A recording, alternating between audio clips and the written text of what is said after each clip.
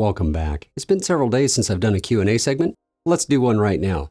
S.A. Wilson asks, if nodes are 3/10 to 6/10 wide, why do we buy scales with 1/1000th of a grain resolution? Can you explain this? I'd be happy to explain it because this is one of those great mysteries of shooting, and I think it's worth some time. Let's start with a quick correction. The scales are not 1/1000th of a grain resolution. They are approximately 2/100ths of a grain resolution in the case of the FX120i that I use. Some are 1/100th, but those are pretty expensive and very few people actually buy those. So there's two reasons to have the FX120i, the one that I use. The first, and probably most important, is the integration with the auto trickler unit. That auto trickler is such a time saver that it is worth every penny that I spent on the scale just to be able to run the auto trickler. The auto trickler does several things for me. It gives me error catching. That green light that comes on the V4 when it's on weight tells me, one last check, whether the charge is right or not. In addition, it helps me get the powder into the cup without getting it all over the place, so I don't waste as much powder. Now, the waste is such a small amount that it's not really worth mentioning, but I thought I would anyway.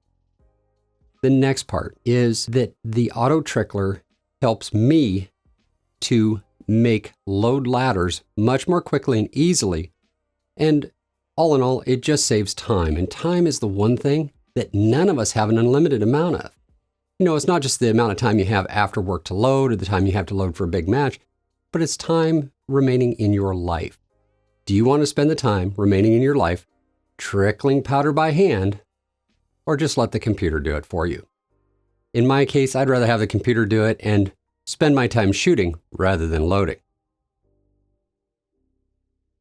Having thought about the ease of loading for a little bit, now let's think about the effects of having variations in powder charge. You know, a lot of people preach that when you're in the node, you have a flat spot in your velocity curve. Well, I'm not a believer in that. The flat spot in your velocity curve is more like a shallower slope than it is a dead flat section. Anybody that gets a dead flat is usually the victim of a very small sample size. When I shoot large samples over time, I find that even a small change in the powder charge changes the average velocity some. Now, some can be 1 foot a second, it could be 4 feet a second. But in the end, you're looking for as little variation from shot to shot as you can get, especially when shooting long range, where those velocity variations show up as vertical on the target. And then we need to get to the definition of a node. To me, my definition of a node is a harmonic spot in the vibration of the barrel where we get a release of the bullet at the same point repeatedly to get small groups, and that can be from 100 yards to 1,000 yards. You can get a node that doesn't shoot well at long range because the velocity variation is too big. So there is a difference there. We have velocity variation on one hand, and then we have nodes on the other. They are not necessarily the same. In my case, I use a very, very narrow band for my allowable powder variation. As a matter of fact, I use half of what Adam, the designer of the auto trickler, recommends. Is there a good reason for that? Well, honestly, I don't have any testing data to show that it is necessary. But as a matter of being overly, what should we say? As a matter of being overly conservative, I keep that variation down to the minimum amount I can. With H4350, each granule of powder is worth 0.025 to 0.028 grains, depending on the humidity at the time. I cannot get charges that are absolutely perfect from charge to charge without cutting granules. And a cut granule is not going to burn at the same speed as one that isn't cut.